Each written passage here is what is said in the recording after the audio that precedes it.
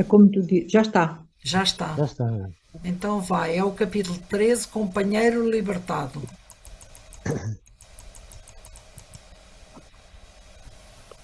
Depois de vários preparativos, principalmente ao lado de Cavalcante, que piorara após a intervenção cirúrgica, Jerónimo articulou providências referentes à desencarnação de Dimas, cuja posição era das mais precárias. De manhãzinha, após entender-se com a irmã Zenóbia, quanto à localização do primeiro amigo a libertar-se dos laços físicos, o assistente convidou-nos ao trabalho. Compreendia mais uma vez que há tempo de morrer como há tempo de nascer. Dimas alcançara o período de renovação e, por isso, seria subtraído à forma grosseira de modo a transformar-se para um novo aprendizado. Não fora determinado dia exato. Atingira-se o tempo próprio. Recordando, contudo, o meu caso particular e sequioso de elucidações construtivas, ousei interrogar o nosso orientador enquanto regressávamos ao círculo carnal pela manhã. Prezado assistente, indaguei, releve-me o desejo de saber particularidades do serviço. Poderá, todavia, informar-me se Dimas desencarnará em ocasião adequada? Viveu ele toda a cota de tempo suscetível de ser aproveitada por seu espírito na crosta terrestre da Terra? Completou a relação de serviços que o trouxera ao renascimento? Não, respondeu o interpelado com firmeza. Não chegou a aproveitar todo o tempo pré-fixado. Oh, considerei levianamente, terá sido como fui suicida inconsciente? Penetrei a nossa colónia nessa condição e antes de obter a graça do refúgio renovador, experimentei acerbos padecimentos. Enunciando tal apreciação, ponderava sobre a tarefa especial de socorrê-lo. Razões fortes, de certo, motivariam o esforço que se levava a efeito, mas a informação do orientador desconcertava-me. Se o irmão referido não completar o tempo previsto ao roteiro de obrigações que lhe fora traçado, por que tamanha consideração? Mereceria o movimento excepcional de assistência individualizada? Que motivo impeliria a esfera superior a prestar-lhe tanta atenção? Nós também estamos Jerónimo curiosos, compreendeu. não é? Jerónimo compreendeu, sem dúvida, a venenosa preocupação que me absorveu o pensamento, mas absteve-se de longas explicações, confirmando simplesmente: não, André, o nosso amigo não é suicida. Mais acertado seria silenciar raciocínios suspeitos. Entretanto, meu intervado instinto de pesquisa intelectual era demasiado forte para dominar-me.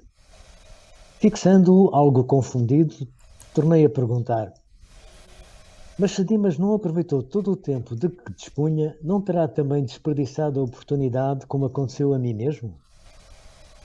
O meu interlocutor estampou no semblante leve sorriso e acentuou compassivo: não conheço o seu passado, André, e acredito que as melhores intenções terão movido as suas atividades no pretérito. A situação do amigo a que nos referimos, porém, é muito clara. Dimas não conseguiu preencher toda a cota de tempo que lhe era lícito utilizar em virtude do ambiente de sacrifício que lhe dominou os dias, na existência a termo. Acostumado desde a infância à luta sem mimos, desenvolveu o corpo entre deveres e abnegações incessantes. Desfavorecido de qualquer vantagem material no princípio, conheceu ásperas obrigações para ganhar a intimidade com as leituras mais simples. Entregue ao serviço rude, no verdor da mocidade, constituiu a família, pingando suor no sacrifício diário. Passou a vida em submissão a regulamentos, conquistando a subsistência com enorme despesa de energia. Mesmo assim, encontrou recursos para dedicar-se aos que gemem e sofrem nos planos mais baixos que o dele. Percebendo a mediunidade, colocou-a a serviço do bem coletivo. Conviveu com os desalentados e aflitos de toda a sorte. e porque o seu espírito sensível encontrava prazer em ser útil, e em razão das necessidades dos necessitados guardarem raramente a noção do equilíbrio, a sua existência converteu-se em refúgio de enfermos do corpo e da alma.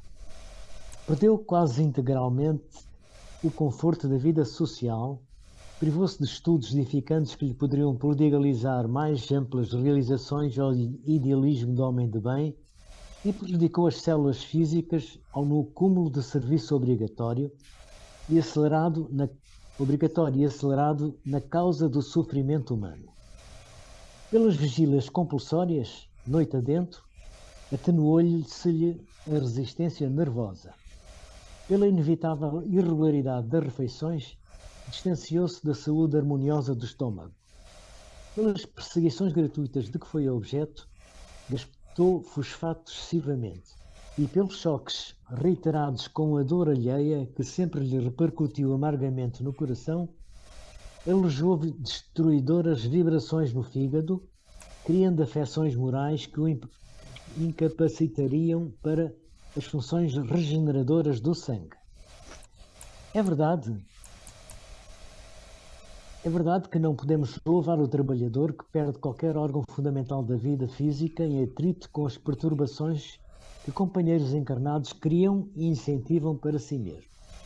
No entanto, faz-se preciso considerar as circunstâncias em jogo. Dimas poderia, com naturalidade, semelhantes emissões destrutivas, mantendo-se na serenidade intangível do legítimo apóstolo do Evangelho. Todavia, não se organiza de um dia para o outro o anteparo psíquico contra o bombardeio dos raios perturbadores da mente alheia, como não é fácil improvisar cais seguro ante o oceano em ressaca. Cercado de exigências sentimentais, subalimentado, mal dormido, teve as reiteradas congestões hepáticas convertidas na cirrose hipertrófica, portadora da desintegração do corpo. Interrompeu-se o orientador e, como se sentisse fundamente envergonhado pelo paralelo que inadvertidamente estabelecera, Jerónimo acentuou. Segundo observamos, há existências que perdem pela extensão, ganhando, porém, pela intensidade.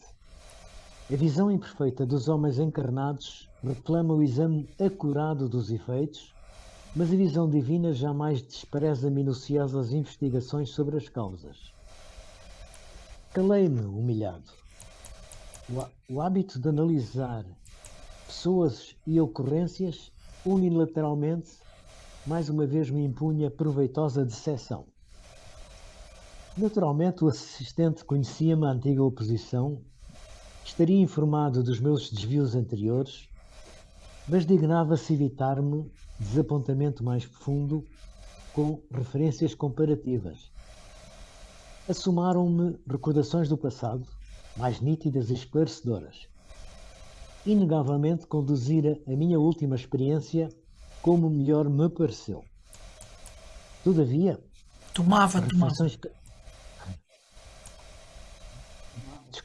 tomava refeições calmas e substanciosas a horas certas. Dera-me a estudos prediletos. Dispunha do meu tempo com rigorosa independência nas decisões. Cerrava a porta aos clientes antipáticos quando me faltava disposição para suportá-los. Nunca mostrar o fígado por sofrimentos alheios, porque era ele pequeno para conter as vibrações destruidoras das minhas irritações, ou sentir-me contrariado nos pontos de vista pessoais e, sobretudo, aniquilara o aparelho gastrointestinal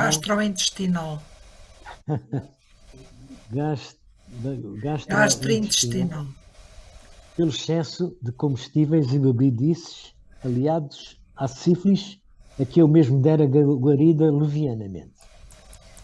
Havia, portanto, muita diversidade entre o caso Dimas e o meu. O dedicado servidor do bem empregara as possibilidades que o céu lhe confiara em benefício de outrem. Quanto a mim, centralizado em mim mesmo, gozara essas possibilidades até ao clímax, perdendo-me pela abusiva saciedade. Jerónimo era, porém, suficientemente bom para comentar realidades tão duras. Reafirmando a generosidade espontânea que o caracterizava, desarticulou as minhas impressões desagradáveis, tangendo assuntos novos. Em breve, chegávamos à residência do enfermo, cujo estado era gravíssimo. Alguns amigos encarnados velavam atentos. A iluminada entidade, que evidenciava grande interesse pelo agonizante, acercou-se do assistente, indagando se o decesso fora marcado para aquele dia. Sim, esclareceu o interpelado. A resistência orgânica terminou. Estamos autorizados a aliviá-lo, o que faremos hoje, alisando-lhe o fardo pesado de matéria densa. A interlocutora consultou-o ainda sobre a oportunidade de reunir ali alguns beneficiários da missão cumprida pelo moribundo que lhe desejavam testemunhar carinhoso apreço no derradeiro dia carnal. A minha amiga compreende as dificuldades inerentes ao assunto, respondeu o nosso dirigente com gentileza. Se Dimas estivesse plenamente senhor das emoções, não surgiria inconveniente algum. Entretanto, ele permanece agora sob agitações psíquicas muito fortes. Conhece o fim próximo do aparelho carnal, mas não pode esquivar-se de súbito às algemas domésticas. Teme o futuro dos seus, conserva-se em total descontrole dos nervos e enlaça-se nas emissões de inquietude da esposa e dos filhos. Queremos ser inoportuna essa visita compacta, no decorrer das atividades da desencarnação, mesmo em se tratando dos melhores amigos do doente, para que se lhe não agrave o descontrole mental. Dimas poderá, não obstante, ser amparado pelo afeto dos que por ele têm afeição, logo se desfaça do corpo grosseiro. Além disso, sugiro que a manifestação de carinho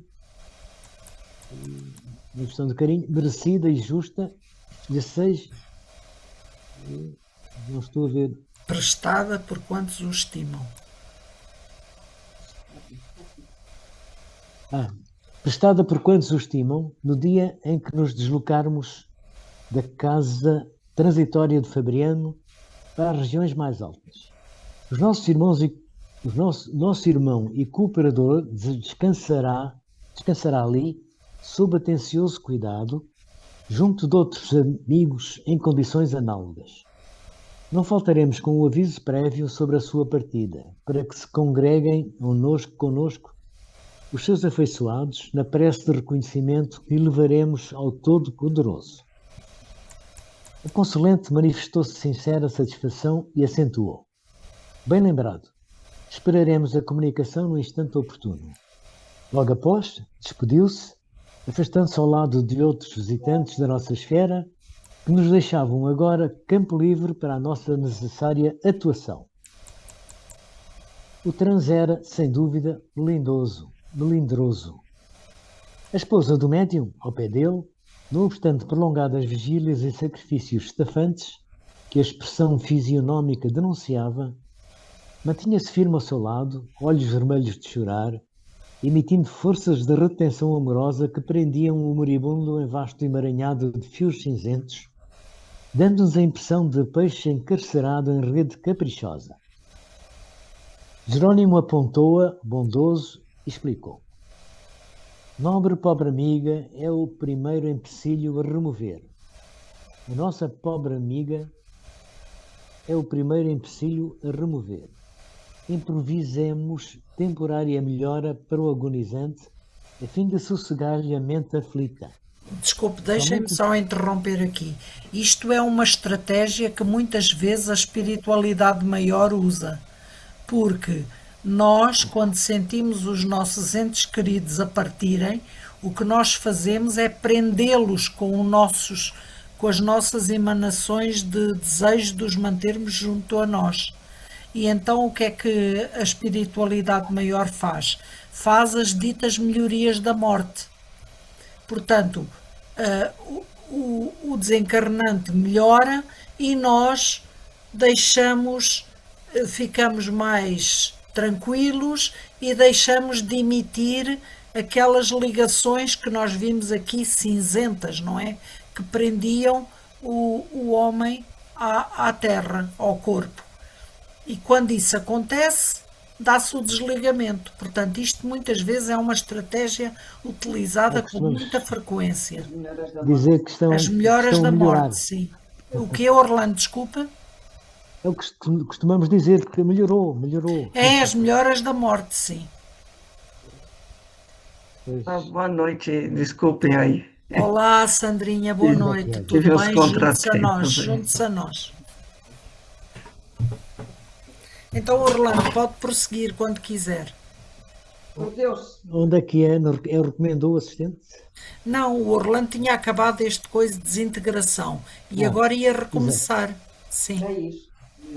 Recomendou o assistente que Luciana e Hipólito se mantivessem ao lado da senhora, modificando-lhe as vibrações mentais, instruindo-me para coadjuvar-lhe a influenciação como se fazia mistério. Cá está. Enquanto a mantinha as mãos coladas ao cérebro de Dimas, propiciando-lhe a renovação das forças gerais, Jerónimo aplicava-lhe passos longitudinais, desfazendo os fios magnéticos que se entrecruzavam sobre o corpo abatido. Reparei que o moribundo se encontrava já em dolorosas condições.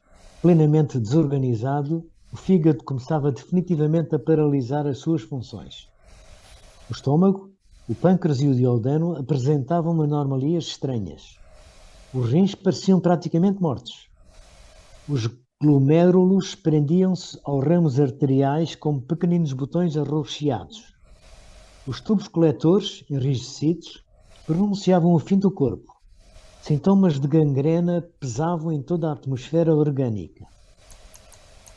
O que mais impressionava, porém, era a movimentação da fauna microscópica.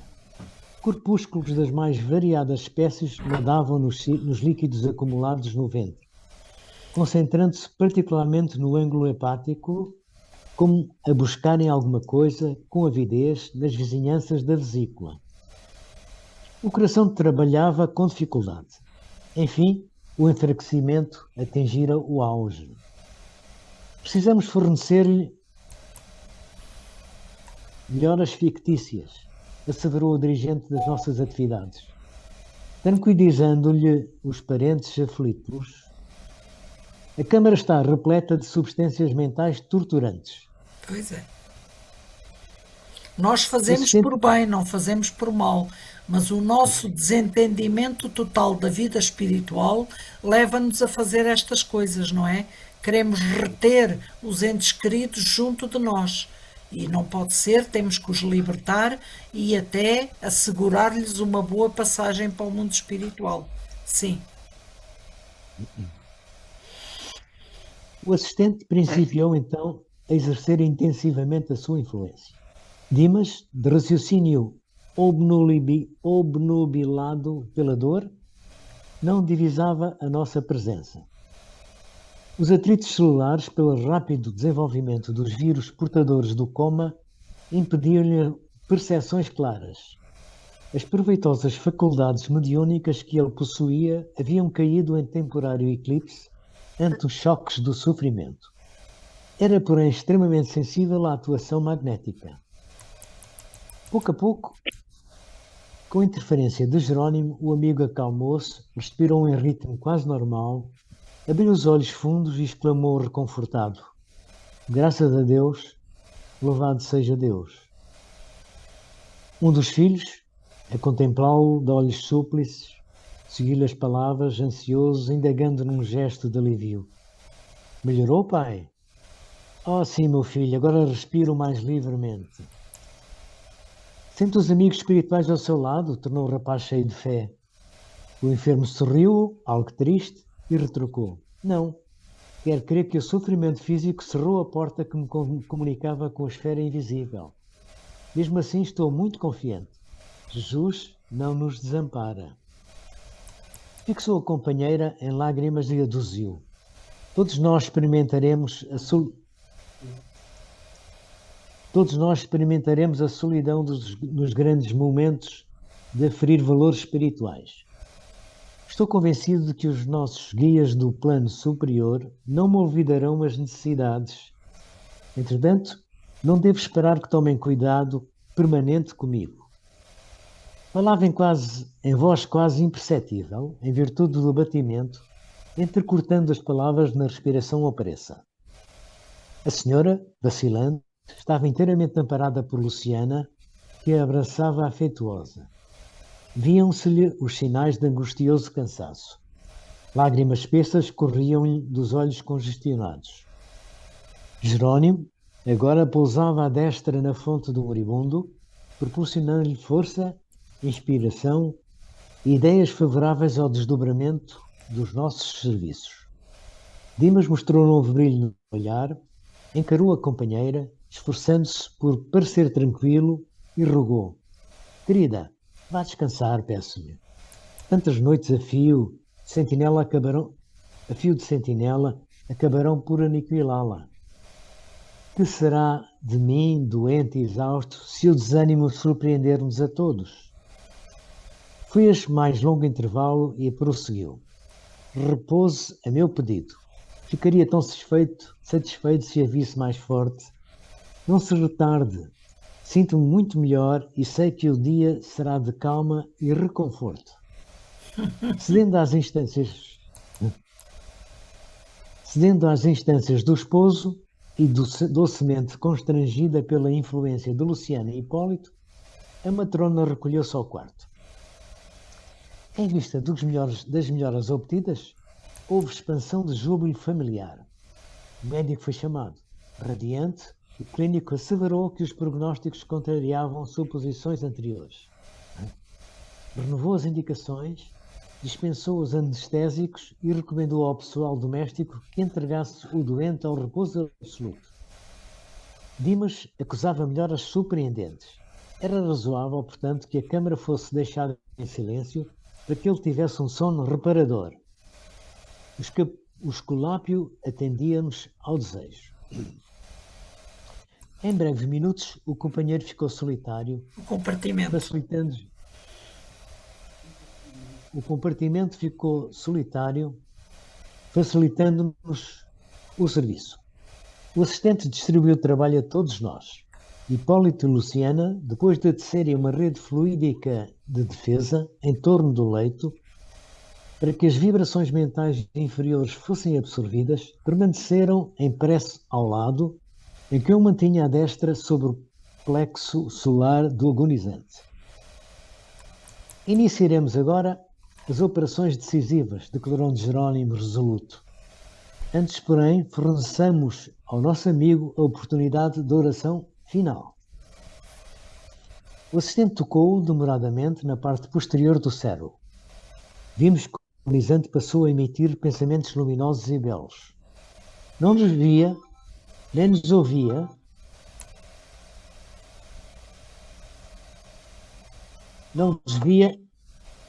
ouvia, de maneira direta, mas conservava a intuição clara e ativa.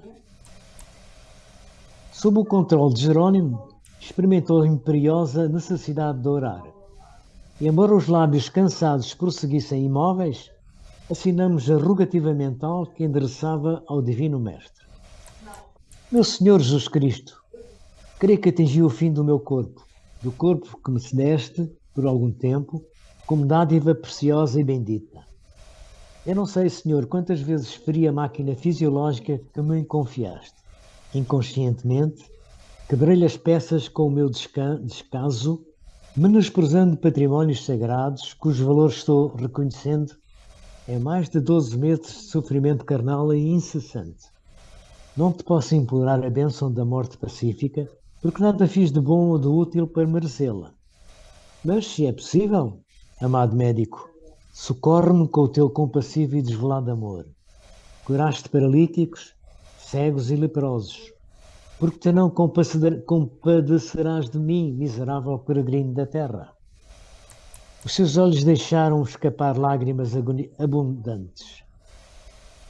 Após breves minutos, observamos que o agonizante recordava a meninice distante. Na tela miraculosa da memória, revia o colo materno e sentia sede do carinho da mãe. Oh, se pudesse contar com o socorro da abençoada velhinha que a morte rebatara há tantos anos, refletia. Permitido pelas doces reminiscências, modificou o quadro da súplica, lembrou a cena da crucificação de Jesus, insistiu mentalmente por vislumbrar o vulto sublime de Maria e, sentindo-se de joelhos diante dela, implorou: Mãe dos céus, Mãe das mães humanas, refúgio dos órfãos da terra, sou agora também o menino frágil com fome do afeto maternal nesta hora suprema. Ó Senhora Divina, Mãe do meu Mestre e do meu Senhor, digna-te abençoar-me. Lembra que o teu Filho Divino pôde ver-te no derradeiro instante e intercede por mim, mísero servo, para que eu tenha a minha Santa Mãe ao meu lado no minuto de partir. Socorre-me, não me abandones, anjo tutelar da humanidade, bendita entre as mulheres. E nós também gostávamos de ter isto quando chegar a nossa vez. Que lindas Pois. orações maravilhosas. É verdade. Ó providência maravilha do céu, convertera-se o coração do moribundo em foco radioso e a porta de acesso deu entrada a venerável anciã, coroada de luz semelhante à neve luminosa. Foi bem ouvido, hein? Pois, Ele foi ouvido. ela se aproximou de Jerónimo e informou, após desejar-nos a paz divina: Sou a mãe dele. O assistente comentou a urgência da tarefa que nos aguardava e confiou-lhe o depósito querido. Em breves instantes tínhamos perante os olhos inolvidável quadro afetivo. Sentara-se a velhinha no leito, depondo a cabeça do moribundo no regaço acolhedor, afagando-a com as mãos carinhosas. Em virtude do reforço valioso no setor da colaboração, Hipólito e Luciana, atendendo ao nosso dirigente, foram velar pelo sono da esposa, para que as suas emissões mentais não nos Alterassem o esforço. No recinto permanecemos os três apenas. Dimas, experimentando indefinível bem-estar no regaço materno, parecia esquecer agora todas as mágoas, sentindo-se amparado com a criança semi-inconsciente, quase feliz. Ordenou Jerónimo que me conservasse vigilante, de mãos coladas à fronte do enfermo, passando logo após ao serviço complexo e silencioso de magnetização. Em primeiro lugar, insensibilizou inteiramente o vago para facilitar o desligamento das vísceras. A seguir, utilizando passos longitudinais, isolou todo o sistema nervoso simpático, neutralizando mais tarde as fibras inibidoras no cérebro. Descansando alguns segundos, asseverou: Não convém que Dimas fale. Agora, aos parentes. Formularia talvez solicitações descabidas. Indicou o desencarnante e comentou sorrindo. No nosso tempo, André... Noutro tempo. André, os antigos acreditavam que entidades mitológicas cortavam os fios da vida humana. Nós somos parcas autênticos, efetuando semelhante operação. Pois. E porque eu indagasse tímido por onde iríamos começar, explicou-me o orientador. Segundo você sabe, há 3 regiões orgânicas fundamentais que demandam extremo cuidado nos serviços de liberação da alma. O centro vegetativo, ligado ao ventre, como sede das manifestações fisiológicas. O centro emocional, zona de sentimentos e desejos, sediado no tórax. E o centro mental, mais importante por excelência, situado no cérebro. A minha curiosidade intelectual era enorme. Entendo, porém, que a hora não comportava longos esclarecimentos. Abstive-me de indagações.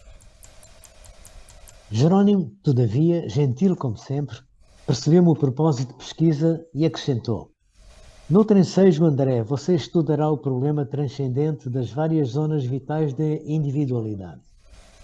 Aconselhando-me cautela na ministração de energias magnéticas à mente do moribundo, começou a operar sobre o plexo solar, desatando laços que localizavam forças físicas.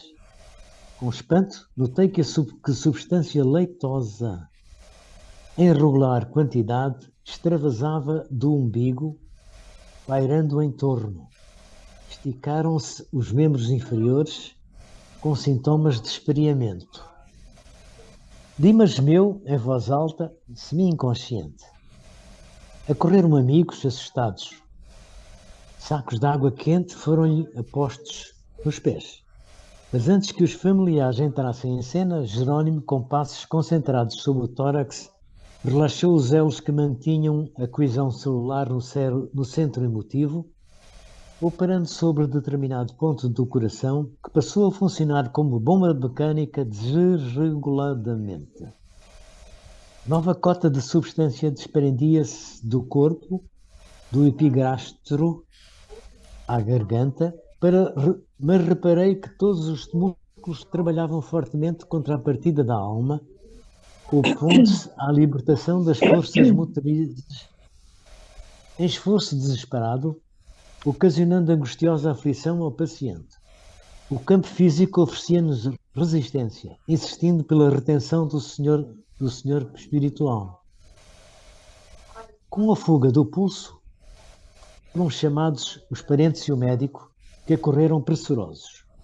No regaço maternal, todavia, e sob a nossa influenciação direta, Dimas não conseguiu articular palavras ou concatenar raciocínios. Alcançáramos o coma em boas condições.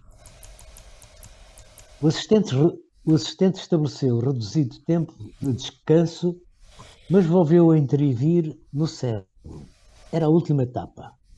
Concentrando todo o seu potencial de energia na fossa romboidal, Jerónimo quebrou alguma coisa que não pude perceber com minúcias, e brilhante chama violeta dourada desligou-se da região craniana, absorvendo instantaneamente a vasta porção de substância leitosa já esterilizada. Quis fitar a brilhante luz, mas confesso que era difícil fixá-la com rigor. Em breves instantes, porém, notei que as forças em exame eram dotadas de movimento plasticizante. A chama mencionada transformou-se em maravilhosa cabeça, em tudo idêntica à do nosso amigo em desencarnação, constituindo-se, após ela, todo o corpo perispiritual de Dimas, dourada, Membro a membro, traço membro a traço. a membro, traço a traço. E à medida que o novo organismo ressurgia ao nosso olhar, a luz violeta dourada, fulgurante no cérebro, empalidecia gradualmente, até desaparecer de todo, como se representasse o conjunto dos princípios superiores da personalidade, momentaneamente recolhidos a um único ponto, espraiando-se em seguida, através de todos os caninhos do organismo perispíritico, assegurando desse modo a coesão dos diferentes átomos das novas dimensões vibratórias. Então nasceu o nosso irmão do outro lado da vida, não é? Na quarta dimensão. Formou-se um duplo em todo idêntico ao da Terra. Daí muitos irmãos que se manifestam nas reuniões mediúnicas não saberem se estão mortos ou se estão vivos, não é? Porque experimentam o seu corpo tal e qual o conhecem. Pois. Dimas, desencarnado, elevou-se alguns palmos acima de Dimas cadáver, apenas ligado ao corpo através do leve cordão prateado, semelhante a subtil elástico, entre o cérebro de matéria densa, abandonado, e o cérebro de matéria rarefeita do organismo liberto. A genitora abandonou o corpo grosseiro rapidamente e recolheu a nova forma, envolvendo-o em túnica de tecido muito branco que trazia consigo.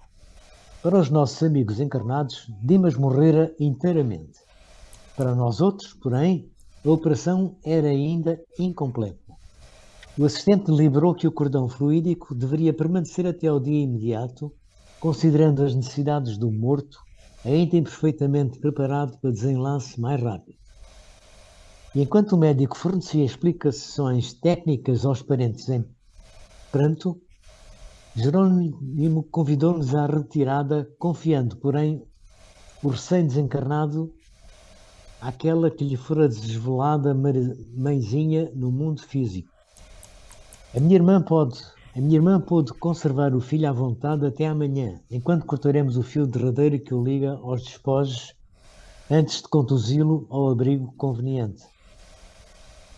Por enquanto, repousará ele na contemplação do passado que se lhe descortina em visão panorâmica do campo interior. Além disso, acusa debilidade extrema após o laborioso esforço do momento. Por essa razão, somente poderá partir em nossa companhia, findo o enterramento dos envoltórios pesados aos quais se une ainda pelos últimos resíduos. A anciã agradeceu com emoção e, dando a entender que lhe respondia às arguições mentais, o assistente concluiu: convém montar guarda aqui, vigilante, para que os amigos apaixonados e os inimigos gratuitos não lhe perturbem o repouso forçado de algumas horas. A mãe de Dimas revelou-se muito grata e partimos em grupo a caminho da Fundação de Fabiano, de onde a nossa expedição socorrista regressaria à crosta no dia seguinte. Muito bem. É por isso que temos de esperar pelo menos 2 ou 3 dias para quem quiser ser cremado, não é? Pois, porque o perispírito recebe ainda os ecos do corpo físico e, estando um corpo a ser queimado, segundo nos diz Emmanuel, o espírito recebe os ecos desse sofrimento. Porque quem sofre é o espírito, não é o corpo, é o espírito. Da mesma maneira que sente quando os bichos começam a comer a carne, não é, Luísa? Sim, mas aí, como é uma coisa mais subtil, digamos, não há grande sofrimento. Agora, o incêndio é uma coisa brutal, não é? Uma incineração é uma coisa brutal, é uma coisa que fere a sério. Mas os espíritos também já não ajudam as pessoas, não as vêm ajudar também para não termos sofrimento? Depende do mérito de cada um, Lina. Sim. Depende do mérito de cada um. Por exemplo, a questão do dupletério e da energia que ainda temos no corpo. Um corpo vem com a energia necessária para viver o tempo que está programado para viver. Se alguém apressa a sua morte, o que acontece é que essa energia fica represada no dupletério. E então isso aí vai complicar tudo. Porque os laços que prendem o espírito ao corpo continuam ali, firmes, não é? Apesar de ter havido um corte e a morte ser inevitável, pronto, e portanto o espírito é expulso do corpo, mas continua com laços ligados ao corpo e a sentir tudo o que se passa. Por isso é que há um horror muito grande nos suicidas, porque eles sentem efetivamente o que se está a passar com o corpo deles. Agora, quando nós, que já chegamos ao fim da nossa vida, vivemos o que tínhamos a viver, nós quase todos somos suicidas, porque ninguém vive o tempo que vem para viver. Esses são chamados os completistas e, como André Luiz diz numa das suas obras, são raros. Os completistas são raros.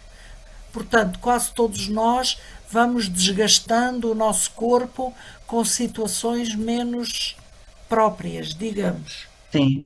Luísa, tem aqui uma senhora que fez agora 100 anos. Será que esta senhora poderá ser considerada uma completista? Não sabemos, querida, não sabemos com que propósito, com quantos anos é que ela vinha 100 anos. para cumprir, não é? Para nós é muito, 100 anos, não é? 100 anos e ainda anda na rua e vem ao café tomar o cafezinho todos os dias. Faz anos no mesmo dia que eu. Eu fiz 86 e ela fez 100. Vê lá, que engraçado. Vem aqui à pastelaria tomar o seu café, vai ao dia buscar as suas coisinhas, vive sozinha. Pois, É capaz de ser, sim, sim, mas porque a nossa esperança média de vida é mais baixa que 100 anos, não é? Ainda não É, estamos aí, portanto é capaz de ser. Ó, Luísa, e o fio prateado? O Quando cordão nós. prateado é o último a ser cortado. Ah, é? É. E quando Ai, nós quando. vamos em desdobramento pelo sono até ao mundo espiritual, o cordão prateado liga-nos ao corpo. É elástico, É portanto. muito elástico, sim. Ah, Ó, Luísa, aqueles que têm morte súbita, por exemplo, o ataque de coração, também têm uma preparação espiritual, de- possivelmente de acordo com os Se médicos. for essa a sua programação, em princípio, a morte súbita é sempre um choque, mas, em princípio, se era essa a sua programação, tudo correrá mais ou menos tranquilamente. Mas eu estou a falar, por exemplo, um acidente, alguém que sofre um acidente que não era ou não estava programado, digamos, e sofre um acidente e tem uma morte brutal, é muito complicado pode ser restaurar-se dessa passagem, porque é uma coisa muito agressiva. Mas eu não dizia em acidente, por exemplo, um ataque cardíaco. Sim, sei.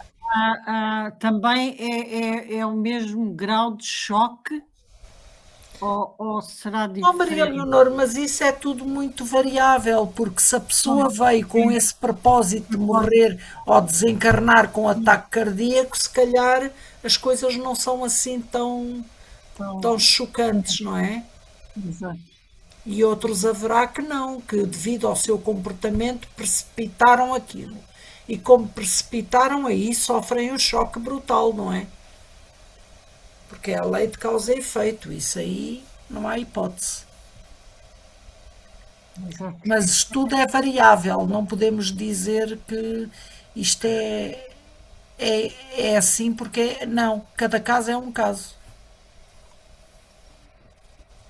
E temos nós que do fazer lado a de nossa cá não preparação. sabemos, pois nós do lado de cá não sabemos para o que é que estamos aqui, para o que viemos, não é? Temos que Ainda bem que não aceitar. sabemos. Olha aquela Assim como. prece, hã? Qual? Que é O que é linda. que disseste da prece? A prece a Maria, não é? Que nos leva a aceitar, que nos leva a aceitar. A aceitação é fundamental.